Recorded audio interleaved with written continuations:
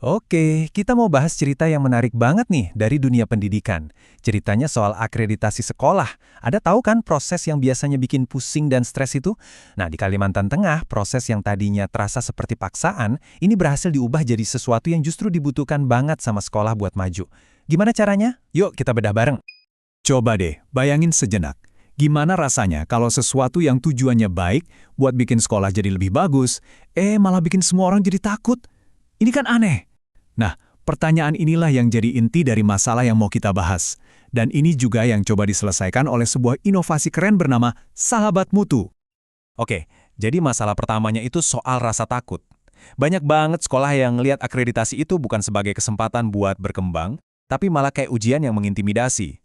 Hasilnya, ya udah, mereka jadi defensif, tertutup, dan nggak mau jujur soal kondisi sekolah yang sebenarnya. Ini masalah besar. Masalah kedua nih, lebih parah lagi, apatis. Banyak sekolah yang mikir, akreditasi ini nggak penting-penting amat, mereka nggak ngelihat gunanya buat apa. Ini nunjukin kalau mereka belum sadar betapa strategisnya peran akreditasi buat ningkatin kualitas pendidikan mereka sendiri. Nah, yang ketiga, ini masalah teknis. Bayangin aja, sekolah-sekolah ini disodorin sistem baru, namanya Sispena, sama instrumen-instrumen lain yang ribet. Ya jelas mereka pusing 7 keliling.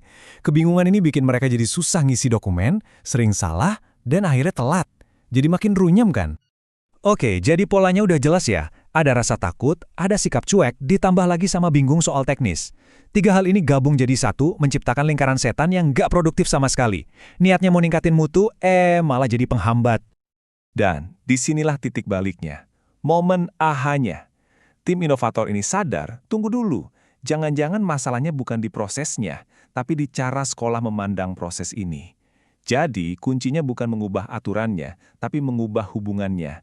Dari yang tadinya kayak atasan bawahan, jadi mitra. Dari kewajiban, jadi kebutuhan.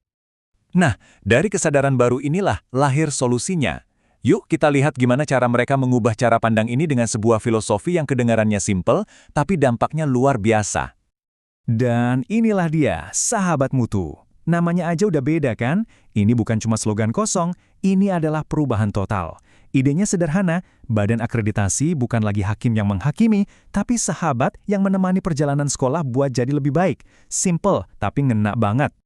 Oke, filosofi doang nggak cukup kan? Harus ada aksi nyata. Sekarang, mari kita bedah. Gimana sih konsep Sahabat Mutu ini dijalankan di lapangan? Apa aja langkah-langkah konkretnya? Jadi mereka membangunnya di atas 6 pilar. Ada sinergi antar lembaga, sosialisasi yang masif, konsultasi yang proaktif, dukungan buat para mitra, optimalisasi jaringan, dan pendampingan intensif. Intinya, semua pilar ini dirancang supaya nggak ada lagi sekolah yang merasa berjuang sendirian. Kita lihat pilar pertamanya, ya. Sinergi kelembagaan. Ini penting banget. Mereka nggak kerja sendiri.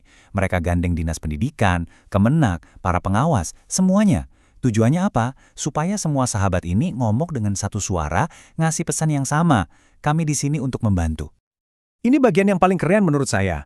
Bantuannya itu nggak cuma di atas kertas. Mereka turun langsung ke lapangan, bikin semacam klinik akreditasi, buat konsultasi, bahkan sampai bikin grup WhatsApp khusus. Jadi kalau ada sekolah yang bingung, tinggal tanya, langsung dijawab. Praktis banget. Oke, kita udah lihat masalahnya apa, solusinya gimana. Sekarang pertanyaan utamanya, berhasil nggak sih? Apa dampaknya? Yuk kita lihat hasilnya. Nah, gambar ini ngejelasin alurnya dengan baik. Jadi inovasi Sahabat Mutu ini fokusnya mengubah sikap dulu. Setelah cara pandangnya berubah, baru deh urusan teknis jadi lebih gampang. Sikap yang positif membuka jalan buat proses yang lebih baik. Nyambung kan? Dan ini dia bukti paling kuatnya menurut saya. Coba dengar. Satuan pendidikan dengan gembira dapat melaksanakan proses akreditasi. Kata kuncinya itu gembira. Dari yang tadinya takut, jadi gembira. Ini perubahan yang luar biasa. Benar-benar menunjukkan kalau budayanya sudah berubah total. Jadi, kalau kita simpulkan, dampaknya ada 2 lapis. Dampak umumnya itu perubahan budaya. Akreditasi sekarang dilihat sebagai kebutuhan, bukan ancaman. Nah, dari situ muncul dampak khususnya. Sekolah jadi lebih jago secara teknis. Mereka bisa ngerjain semuanya dengan benar dan tepat waktu. Prosesnya jadi lancar, hasilnya pun valid. Nah, karena ini sukses di satu daerah, otomatis kita jadi mikir, bisa nggak ya ini diterapkan di tempat lain? Yuk kita lihat gimana potensi model Sahabat Mutu ini ke depannya. Jawabannya sangat bisa. Kenapa? Karena yang diselesaikan di sini bukan cuma masalah teknis, tapi masalah yang sangat manusiawi, persepsi dan ketakutan. Dan masalah ini ada di mana-mana kan? Jadi, filosofi persahabatan ini sangat mungkin untuk direplikasi di provinsi-provinsi lain di seluruh Indonesia. Dan ceritanya belum selesai. Mereka terus berinovasi. Langkah berikutnya adalah digitalisasi. Rencananya di tahun 2026, mereka mau meluncurkan rapot kinerja asesor digital. Ini bukti kalau mereka serius mau terus jadi lebih baik. Tujuannya apa sih raport digital ini? Simple, biar pelaporan lebih cepat, ada data objektif buat mantau kerja asesor, dan yang paling penting, sekolah bisa kasih masukan secara transparan. Ini bakal makin menguatkan hubungan persahabatan yang udah dibangun. Sebagai penutup, yuk kita renungkan ini bareng-bareng. Kisah sahabat mutu ini membuktikan betapa dahsyatnya kekuatan perubahan cara pandang dari pengawas jadi sahabat. Kalau pendekatan ini bisa berhasil di dunia akreditasi yang terkenal kaku, coba bayangkan di bidang apa lagi filosofi persahabatan ini bisa bikin perubahan besar. Ini pertanyaan yang menarik untuk kita pikirkan.